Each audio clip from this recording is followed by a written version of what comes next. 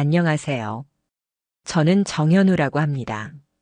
올해로 43이 되었고 외국계 IT 기업에서 근무하고 있습니다. 성실하게 일하며 늘 가정을 우선시하는 삶을 살아왔다고 자부합니다. 저에게는 9년째 함께 살고 있는 아내와 8살 된 딸 서윤이가 있습니다. 겉보기엔 평범하고 단란한 가정이죠. 저는 그렇게 믿고 있었습니다. 최근까지는요.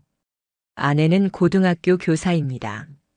성격은 조용한 편이지만 책임감이 강하고 무엇보다 아이 교육에 대한 열정이 남다른 사람이었습니다.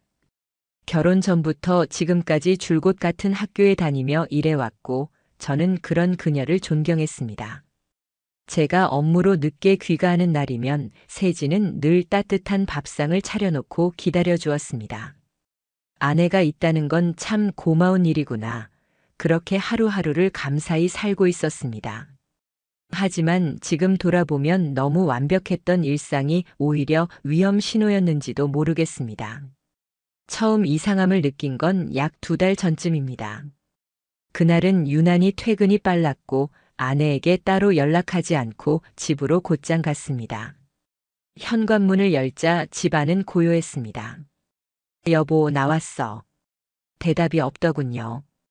휴대폰 위치를 확인해 보니 집으로 되어 있었기에 깜짝 놀라게 하려고 방 안으로 들어갔습니다. 그런데 그 순간 아내가 황급히 노트북을 닫으며 당황한 표정을 지었습니다. 당신 벌써 왔어? 응, 일이 일찍 끝나서. 나 방금 자료 정리하고 있었어. 학교에서 내일까지 제출해야 할 거 있어서 그날은 별일 아니라고 넘겼습니다. 하지만 아내의 눈빛에 어딘가 모를 불편함이 느껴졌습니다. 마치 무언가를 숨기는 사람의 눈이었습니다. 그때부터 아내의 작은 행동 하나하나가 예민하게 다가오기 시작했습니다. 아내는 예전보다 스마트폰을 더 자주 들여다보았고 집에서도 자주 웃음을 보이곤 했습니다. 그 웃음이 제게 향한 것이 아니라 화면을 보며 지은 웃음이라는 것이 문제였습니다. 물어보면 늘 같은 대답이었습니다.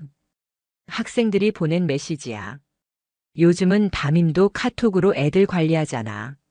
물론 말이 안 되는 설명은 아니었습니다. 하지만 하루에도 수차례 진동이 울리는 그녀의 핸드폰 알림음은 분명 이전과 달랐습니다. 그리고 어느 날 밤 저는 우연히 아내가 샤워 중일 때 그녀의 휴대폰에 하늘쌤이라는 이름으로 온 메시지를 하나 보게 되었습니다. 오늘도 예뻤어요. 내일도 기대할게요. 심장이 멈추는 줄 알았습니다. 하지만 또 스스로를 다독였습니다. 아니야. 학생이 보낸 걸 수도 있잖아. 괜히 예민하게 굴지 말자. 그날 밤 저는 처음으로 아내의 잠든 얼굴을 보며 의심이라는 낯선 감정을 느꼈습니다. 그리고 동시에 그 의심을 스스로 부정하려는 이상한 죄책감이 밀려왔습니다. 며칠 후 또 다른 일이 있었습니다. 그날은 딸 서윤이가 감기에 걸려 조퇴를 했고 저는 재택 근무 중이라 아이를 데리러 갔습니다. 서윤이는 뭔가 말하고 싶은 게 있는 듯 머뭇거리다가 조심스럽게 말했습니다.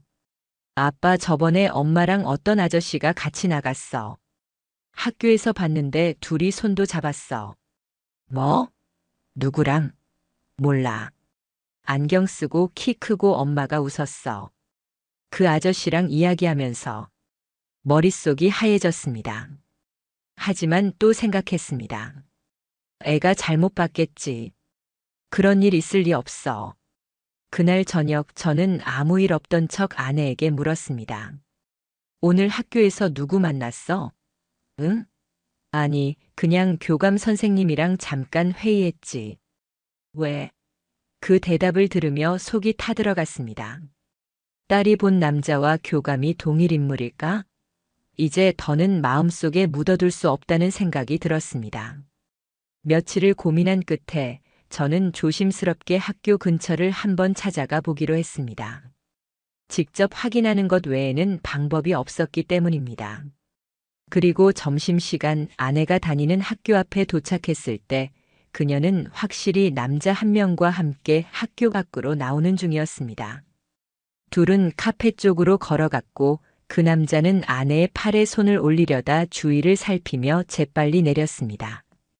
그 모습은 그 어떤 설명보다 강한 의심을 제게 안겨주었습니다. 아내는 이 사실을 전혀 모른 채 저녁 무렵 평소처럼 웃으며 집에 들어왔습니다. 저는 아무 말도 하지 않았습니다. 하지만 그날 이후 마음속에 확신이 생겼습니다. 이건 단순한 오해가 아닐 수 있다. 그 다음부터는 저 역시 아내를 주의 깊게 관찰하기 시작했습니다. 특히 눈에 띄는 건 아내가 오후 수업만 끝나면 매번 같은 요일에 외출한다는 것이었습니다. 그리고 그날엔 꼭 예전보다 신경 쓴 화장을 하고 향수도 달라졌습니다. 오늘도 야근이야? 응, 교무회의가 늦게 끝날 것 같아. 그 같은 말을 반복하며 나가는 그녀의 뒷모습을 보며 이제는 더 이상 믿을 수 없겠다는 생각이 들었습니다. 그리고 결정적인 사건이 벌어졌습니다. 그날은 그녀가 외출한 사이 딸 서윤이가 방에서 놀다 아내의 서랍을 열고 뭔가를 발견했습니다. 아빠, 이건 뭐야? 엄마 가방에 있던 건데 그녀가 가져온 건 다름 아닌 호텔 카드키와 영수증이었습니다. 날짜는 불과 며칠 전.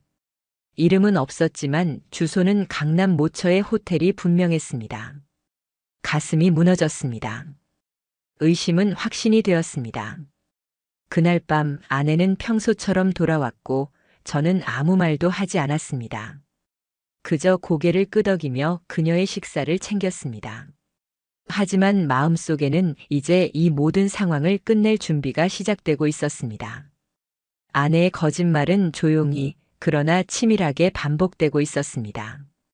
저는 그 안에서 더 이상 사랑이 아닌 의심과 경계로 하루하루를 보내고 있었습니다.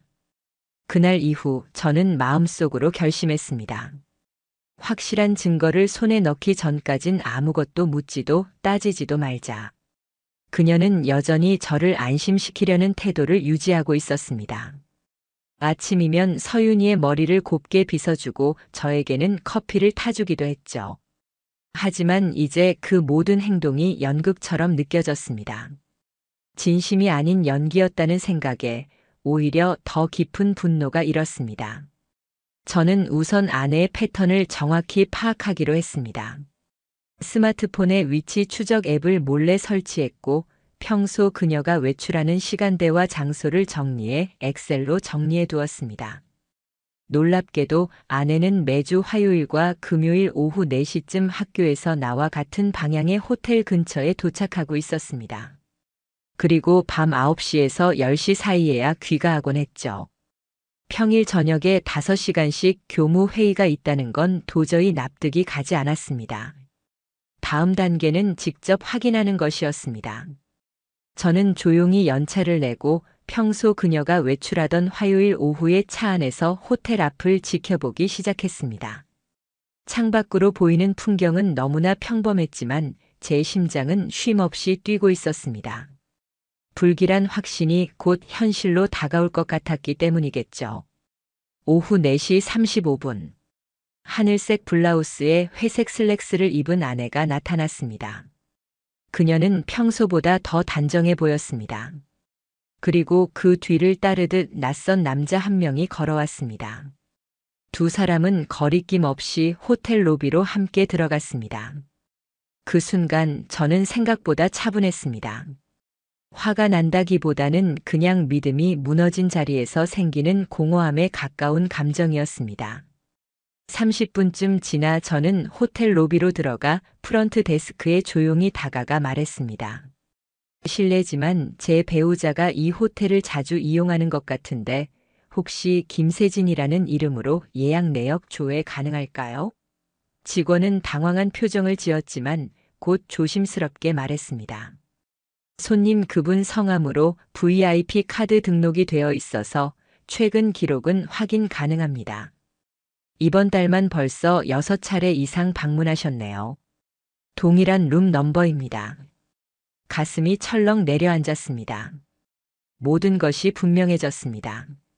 다음 날 저는 더 정밀한 자료를 모으기 시작했습니다.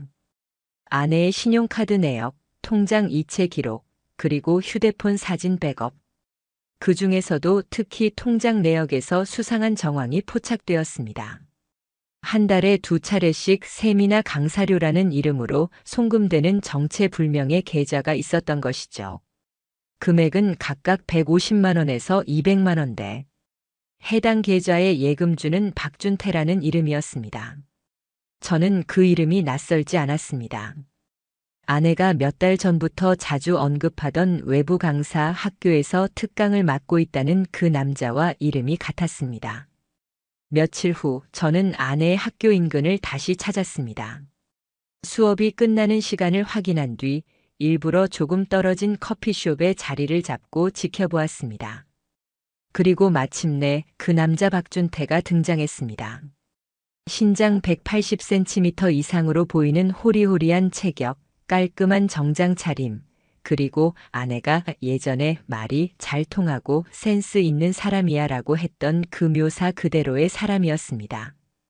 두 사람은 학교 근처 카페로 들어가 1시간가량 대화를 나눈 뒤 나란히 걸어 나갔습니다. 그리고 제가 주차해 놓은 골목 근처에서 택시를 함께 탔습니다. 목적지는 또다시 그 호텔이었습니다. 이제는 확실했습니다. 아내는 박준태라는 남성과 지속적인 부정행위를 하고 있었고 그것을 치밀하게 은폐해 왔던 것입니다. 저는 즉시 변호사 사무실을 찾았습니다. 모든 정황과 증거를 설명하자 담당 변호사는 단호하게 말했습니다. 충분히 불륜 관계로 소송 가능한 수준입니다. 하지만 사진이나 영상처럼 명백한 유관 증거가 있으면 훨씬 강력한 사례가 됩니다. 그 말을 들은 저는 결심했습니다. CCTV 탐정 고용, 그리고 호텔 출입 내역 확보. 이제 남은 건 그들의 행위를 명확히 잡아낼 정황 이상의 증거 확보뿐이었습니다. 그 주 금요일 저는 결국 사설 탐정 업체와 계약을 맺었습니다. 업체에서는 GPS 위치 추적과 호텔 출입 시각 촬영, 그리고 출입문 앞 영상 확보까지 해주기로 했습니다. 고액의 비용이 들었지만 저는 모든 것을 걸고 이 진실을 밝혀내고 싶었습니다. 그리고 마침내 다음 주 월요일, 탐정에게서 영상 파일이 도착했습니다. 아내와 박준태가 호텔에서 나란히 들어가고 약 3시간 뒤 함께 나오는 모습. 아내는 남자의 팔을 붙잡고 웃고 있었고 그 남자는 그녀의 머리를 쓰다듬는 듯한 제스처를 취했습니다. 영상은 명확했고 두 사람의 얼굴이 또렷하게 담겨 있었습니다. 저는 그 영상을 바라보며 아무 말도 하지 못했습니다.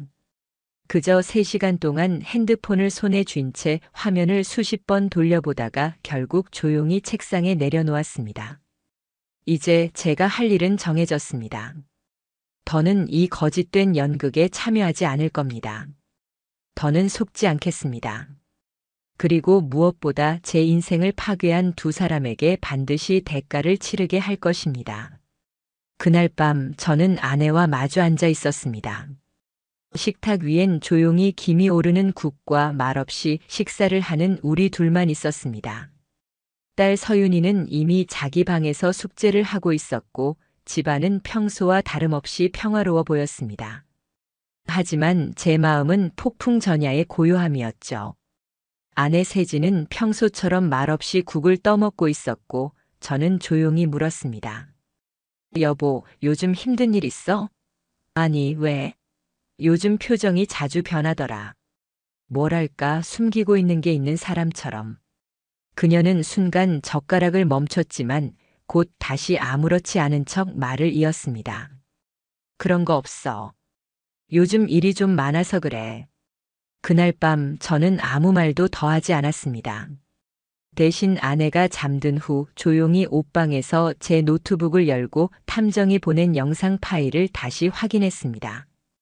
아내가 손을 잡고 웃으며 호텔을 나서는 장면. 그리고 박준태라는 남자와 나란히 걷는 뒷모습. 저는 분노보다는 차라리 허무함에 가까운 감정이 들었습니다. 우린 뭐였지? 난 대체 뭘 믿었던 걸까? 다음 날 저는 사무실에서 연차를 하나 더 냈습니다. 그리고 법률사무소를 다시 찾았습니다. 변호사와 상담을 진행하며 모든 증거를 꺼내놓았습니다. 호텔 출입 영상, 탐정 보고서, 아내와 박준태 간 송금 내역, 문자 백업. 그녀의 외도는 단순한 감정적 배신을 넘어서 경제적인 공모 관계까지 확대되고 있었습니다. 심지어 두 사람은 모 오피스텔의 공동명의 계약을 준비 중이라는 사실도 확인됐습니다. 정현우님, 현재 증거 상황만으로도 이혼 및 상간 소송은 충분히 가능합니다. 추가로 자녀 양육권, 위자료 등에서 유리한 위치를 차지하시려면 직접적인 대면에서 상대가 이를 인정하도록 유도하는 것도 전략적으로 매우 중요합니다. 변호사의 조언을 들은 저는 아내와 직접 진실을 이끌어낼 대화를 준비하기로 했습니다. 이제는 가면을 벗겨야 할 시간이었습니다. 며칠 뒤 주말 저녁. 딸아이를 본가에 보내고 집엔 우리 둘만 남았습니다. 거실 한가운데 조용히 앉아있는 그녀에게 말을 꺼냈습니다. 여보. 응? 우리 솔직하게 이야기 좀 하자. 무슨 일이야? 그 순간 저는 프린트해둔 호텔 영수증, 박준태 계좌로의 송금 내역, 그리고 그들이 함께 찍힌 영상 스틸 사진을 하나씩 식탁 위에 펼쳐 보였습니다. 그녀의 눈이 흔들리기 시작했습니다. 입술을 꾹 다문 채 아무 말도 하지 못했죠.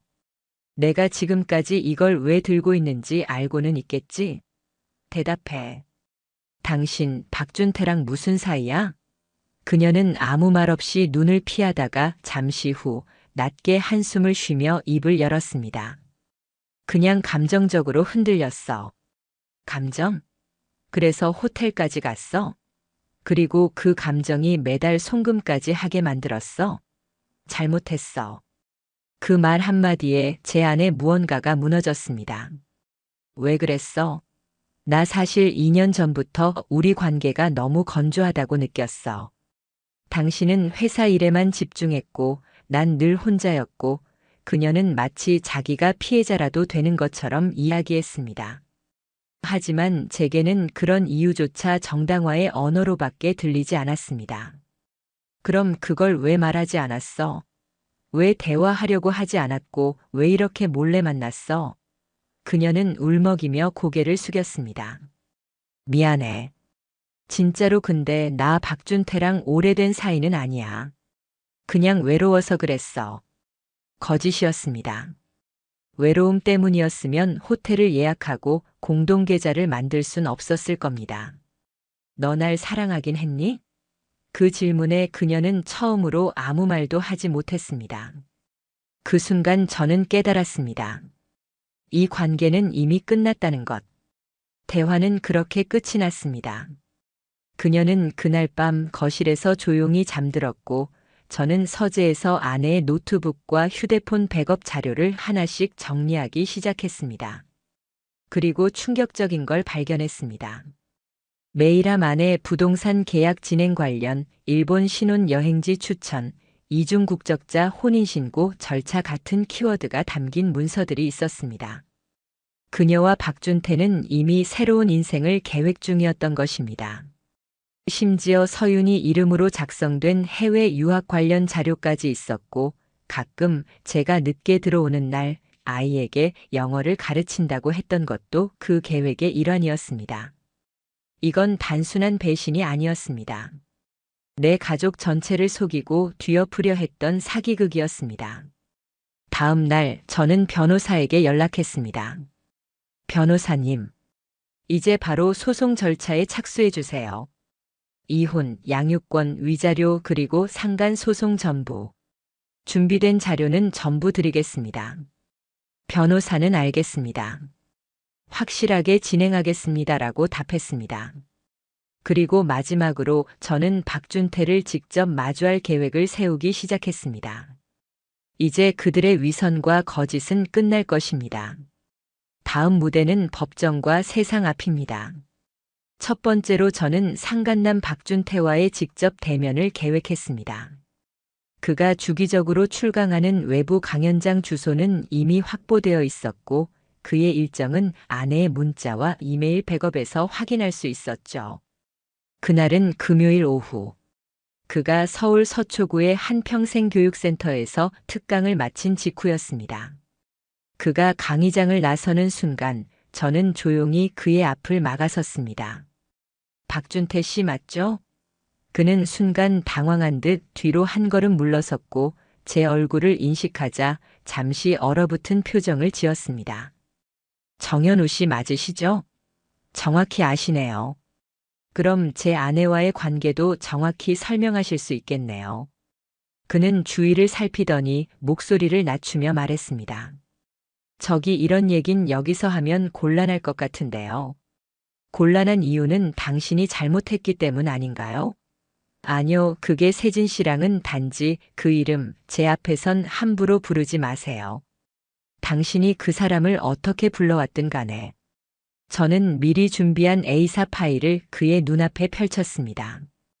호텔 CCTV 영상, 두 사람이 함께 있는 사진, 공동명의 부동산 계약서, 통장 송금 내역, 그리고 탐정이 확보한 일본 체류 계획 이메일까지. 그는 잠시 얼굴을 돌리더니 작게 중얼거렸습니다. 세진 씨가 다 말한 줄 알았는데. 말이 아니라 증거로 확인 중이니까요. 저는 이제부터 당신에게 법적으로 책임을 묻겠습니다. 상간소송 절차는 곧 진행될 겁니다. 그리고 필요하다면 형사고소도 고려하고 있습니다. 그는 허둥지둥하며 말을 이었습니다. 잠깐만요. 그렇게까지 하지 말고 저희가 따로 만나서 조정할 수는 없을까요? 돈 문제면 제가 성의껏 보상하고 저는 돈이 필요하지 않습니다. 당신 같은 사람이 제 삶의 대가를 치르는 걸 보는 게 필요합니다. 그 말에 그는 완전히 침묵했습니다. 저는 그를 지나쳐 곧장 나왔습니다. 차에 올라탔지만 한동안 시동을 걸지 못했습니다. 가슴이 뜨겁게 타올랐지만 동시에 섬뜩할 만큼 차가운 냉정함이 피 속을 돌고 있었습니다. 며칠 후 이혼 소송과 상간 소송이 동시에 접수되었습니다. 변호사는 상간남 박준태에게는 3천만 원의 손해배상 청구, 아내 김세진에게는 양육권 포기 및 위자료 5천만 원 청구를 포함한 소장을 정식으로 제출했습니다. 며칠 뒤 상대방도 소장을 받은 듯 세진에게서 연락이 왔습니다. 여보, 정말 이렇게까지 해야 해? 서윤이 생각 안 해? 서윤이 생각해서 하는 거야. 적어도 우리 딸은 거짓말과 배신을 배우지 않게 키우고 싶거든. 난 실수였어. 너랑 완전히 끝내려던 건 아니었어. 그게 더 비열한 거야. 완전히 떠날 용기도 없으면서 한 사람은 대체품으로, 한 사람은 보험으로 둔 거잖아. 세진은 울기 시작했습니다. 하지만 저는 더 이상 그 눈물을 동정하지 않았습니다. 그녀는 곧 상대 변호사를 통해 조정 요청을 해왔습니다. 양육권만은 자신에게 달라고 딸과는 계속 살고 싶다고 했습니다. 그러나 저는 단호하게 거절했습니다. 본인이 선택한 행동이 지금의 결과를 만든 겁니다. 아이에게 좋은 영향을 줄 수 있는 사람은 이제 저 하나뿐이라고 생각합니다. 결국 조정은 결렬되었고 정식 재판으로 넘어갔습니다. 그 무렵 박준태 측에서도 변호사를 선임했습니다. 그는 초반엔 경제적 여유가 없어 합의금이 어렵다는 입장을 보였습니다. 하지만 저희가 그가 차명계좌로 받은 송금 내역, 명품 소비 기록, 부동산 사전 계약금 납입 자료를 모두 확보하고 있다는 사실을 전달하자 태도가 급변했습니다. 정현우 씨, 저희가 잘못한 건 맞습니다. 하지만 혹시 원하시는 게 금전 외에 다른 부분이 있다면 그 말은 그가 이미 이 싸움에서 졌다는 걸 스스로 인정하고 있다는 의미였습니다. 그날 밤 저는 서재에 앉아 있었습니다. 딸 서윤이는 옆방에서 조용히 잠들어 있었고 책상 위에는 그동안 제가 정리한 배신과 회복의 기록이 펼쳐져 있었습니다. 거기엔 두 사람의 행동, 문자, 이메일, 금융자료, 그리고 제가 처음 의심을 품었던 날의 일기까지 기록돼 있었습니다. 저는 조용히 노트북을 켜고 한 줄을 썼습니다. 법이 감정까지 회복시켜주진 않겠지만 최소한 정의는 내가 직접 세울 것이다. 법정엔 저와 변호사 그리고 아내 김세진과 그녀 측 변호사 끝으로 박준태가 마스크를 쓰고 앉아 있었습니다. 그의 얼굴은 한눈에 봐도 지쳐 있었고 세진은 얼굴이 새하얗게 질려 있었습니다. 저는 그 둘을 바라보며 아무 말도 하지 않았습니다. 침묵 속에 그들이 스스로 무너지는 모습을 지켜볼 뿐이었습니다. 재판은 길지 않았습니다. 왜냐하면 우리가 가진 증거가 너무 명확했고 압도적이었기 때문입니다. 두 사람이 함께 호텔을 출입한 CCTV, 송금 내역과 통장 기록, 이메일 및 문자 백업, 심지어 세진이 일본 이주 계획을 세운 문서 그리고 자녀의 해외 유학 관련 계획서까지. 이 모든 것은 단순한 불륜을 넘어 기만과 계획적인 공동 사기 행위에 가까운 형태였습니다. 판사는 서류를 천천히 넘기며 잠시 말을 멈췄습니다. 이 사건은 단순한 감정적 외도를 넘어서 한쪽 배우자가 다른 배우자를 명백히 기만하고 경제적, 정서적으로 피해를 입힌 행위로 판단됩니다. 또한 상간자로 지목된 피고 역시 그 사실을 알고 있었음에도 관계를 지속한 점에서 책임을 피할 수 없습니다. 최종 판결은 다음과 같았습니다. 상간소송, 피고 박준태에게 손해배상 3천만 원 지급 판결. 이혼 판결, 위자료 5천만 원, 자녀 양육권은 아버지 정현우에게 귀속. 자녀와의 접촉 제한 요청도 인용, 세진은 양육권뿐 아니라 면접 교섭권도 제한. 그날 오후 변호사는 제게 말했습니다. 거의 최대로 받아낸 겁니다. 특히 아이와 관련된 판결은 이례적으로 강경한 수준이에요. 그만큼 법원이 정현우님의 입장을 강하게 인정했다는 뜻입니다. 저는 고개를 끄덕이며 말했습니다. 이제 감정은 정리될 수 없겠지만 정의는 바로 잡혔네요. 며칠 후 박준태 측에서는 합의금 분할 납부를 요청해 왔습니다. 그가 최근 강연 계약 대부분이 해지되었고 소문이 돌아 출강 금지가 내려졌다는 소식이 들려왔습니다. 심지어 그가 소속된 협회에서 징계가 검토 중이라는 이야기도 들었습니다. 그리고 그의 부동산 공동명의 계약 역시 해지되었고 그 계약금을 날려 파산 직전 상태라는 말까지 전해졌습니다. 스스로 모든 것을 무너뜨린 겁니다. 김세진은요? 그녀는 학교에서 자진 사직서를 제출했습니다. 왜냐하면 익명의 민원과 학생과의 부적절한 관계에 대한 오해성 제보가 접수되었기 때문입니다. 물론 저는 해당 내용에 대해 아는 바 없었습니다. 또한 그녀는 더 이상 교사로 활동할 수 없는 상태가 되었고 배우자 외도 사건이 기사화되면서 지방의 한 작은 도시로 이사했다는 이야기를 주변 지인에게 들었습니다. 그곳에서 단기 계약직 강사로 근근히 생활 중이라는 소문도 돌고 있었습니다. 그리고 무엇보다 딸 서윤이와의 연락도 완전히 끊겼습니다. 아이의 마음속에서 어머니라는 존재가 어떤 식으로든 지워지고 있다는 걸 저는 조용히 지켜볼 수밖에 없었습니다. 가끔 아내가 보냈던 메시지를 읽어봅니다. 미안해. 그땐 내가 너무 어리석었어. 딸 얼굴 한 번만 보면 안 될까? 단 한 번만이라도 저는 그 메시지에 대답하지 않습니다. 왜냐하면 그 어떤 미안해도 3년간의 거짓말과 딸아이에게 남긴 상처를 지울 수 없다는 걸 그들도 스스로 알기 때문입니다. 지금 제 삶은 조용합니다. 서윤이는 초등학교 3학년이 되었고 아직 밤에 가끔 울기도 합니다. 하지만 저는 아이를 꼭 안아주며 이렇게 말합니다. 괜찮아. 우리에겐 이제 거짓말하지 않는 가족만 남았잖아. 마지막으로 저는 제 이야기를 남깁니다. 사랑은 눈을 가릴 수 있습니다. 하지만 진실은 반드시 눈을 뜨게 만듭니다. 만약 지금 이 영상을 보는 누군가가 이와 비슷한 상처를 받고 있다면 부디 혼자 견디지 마시고 당당히 조용히 그리고 철저하게 준비해 주세요. 진실은 언젠가 반드시 이깁니다. 저처럼요.